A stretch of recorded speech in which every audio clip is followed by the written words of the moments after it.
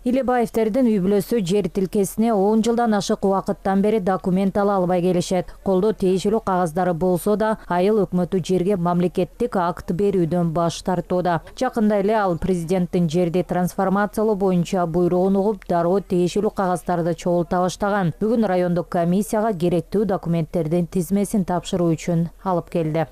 Айыл өкмөттөр өздөрү решина берген, эми ошо жерлер трансформация боло элек да. Трансформация болуп, биз официальный кызыл китеп алып, решинабыз турат, кызыл китеп алып, жашайлы десе, ошо кызыл китеп берип, ошо кызыл китептин айынан ушинтип каттап жүрөбүз. Бүгүн тапшырып кирип чыктык. Эми заявление жазгыла, решиналарын, серокопияларын, жана генеральный доверенность бар да, биз сатып алган адамдарданчы. Ошолорду алып калды, 2 жылдын ичинде эми чечим чыгат дейт. Бирок көп эле мөөнөт, жакын арада эле чечип берсе жакшы болмок.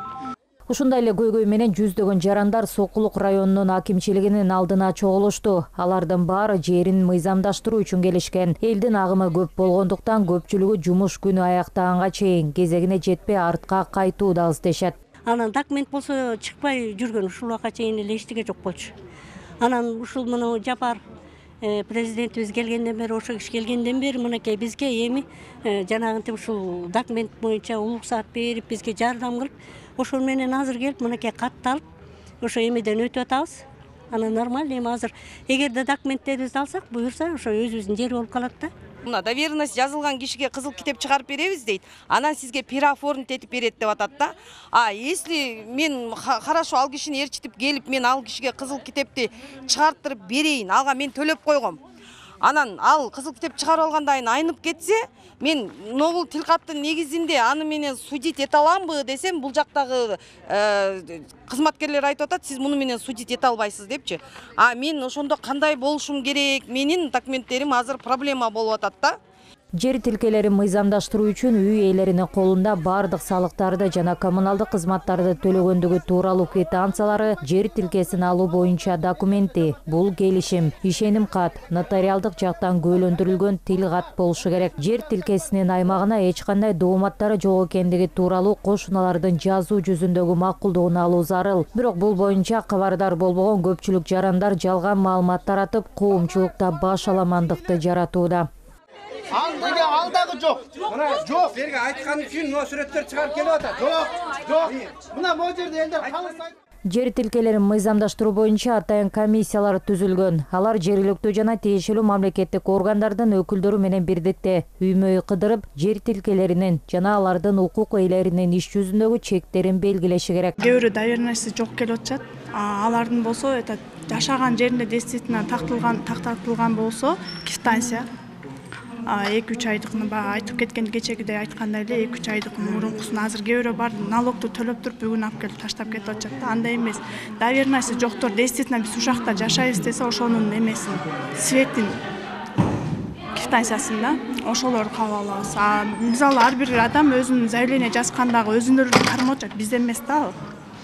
Өзлөр заявление, кээ бирөө адам бар 10-15 мүнөттөн ашык отуруп калчу, заявление жаза алышпайчы, ошондон болот. Жобого ылайык комиссия документтерди тапшыргандан кийин 30 күндүн ичинде кайрылган жарандардын тизмесин түзүшү керек. Комиссия документтерди чогулткандан кийин 1 айдын ичинде менчик ээсин белгилөө жөнүндө ачык билдирүү чыгарат жана атайын такталарга документтерди тапшырган жарандардын тизмеси илинет. Мурун 3 айдын ичинде бул маселени чечебиз дегенбиз. Азыр жакында Акылбек Сонбековичтин жаңы буйругу чыгып, 1 айдын ичинде элдин көйгөйүн эртерээк чечели деген негизинде 1 айдын ичинде бүтүрөсүңөр деген тапшырма келди. Ошо 1 айдын ичинде биз азыр комиссия түзүлгөндөн кийин ар бир райондо, ар бир айыл өкмөттө түзүлгөн комиссиянын эмесине кайрылуу жасадык. Жанагындай жумуш күндөрүн мына эс алуу күн дебей негизи могу көп жумуш бу жерде азыр госрегистрде болот, архитектурада болот, анан гипроземде болот, анан айыл өкмөттүн өзүндө болот. Ошол жумушту Токторпостон күндө кабыл алып, тез арада чечкенге баягы жумушыңарды ошого ыйгаргыла деп мындай ошондой тапшырма бердик. Бардыгы болуп 30 миң, 34 миңге барат деген жагдайдабыз эми биздин маалымат жыйганда. Бүгүнкү күндө уже жумуштар башталды. Ошол процедурасы менен кете берет. Ошол мыйзамда айткандай 2 жылдын ичинде амнистия 2 жылга деген, ошо 2 жылдын ичинде деген ал элдер ойлобосун 2 жылдан кийин жок. 2 жылдын ичинде алыста жүргөн, башка жүргөндөр бар, соттошуп калгандары бар. Ошонун мезгили ошо 2 жылга чейин барат. 2 жылдан кийин амнистия жабылат. Ошого чейин мен ойлойм, элдер күтүп отура бербестен тезирээк аракет кылыш керек. Эске салсак, президент Садыр Жапаров мындан ары айдоо жерлери өз багытында гана пайдаланыла турганын баса белгилеген. Мыйзамсыз жерлерди басып алып, турак үй курууга аракет кылгандар жоопко тартылат. Кыргызстан боюнча мына губернатор угуп турасыңар, башка акимдер, айрыкча ушу чүйдүкү акимдер бардыңар. Чүйдүн райондун жетекчилери. Бир дагы Кыргызстан боюнча тех паспорты жок, кызыл китеби жок үй болбош керек.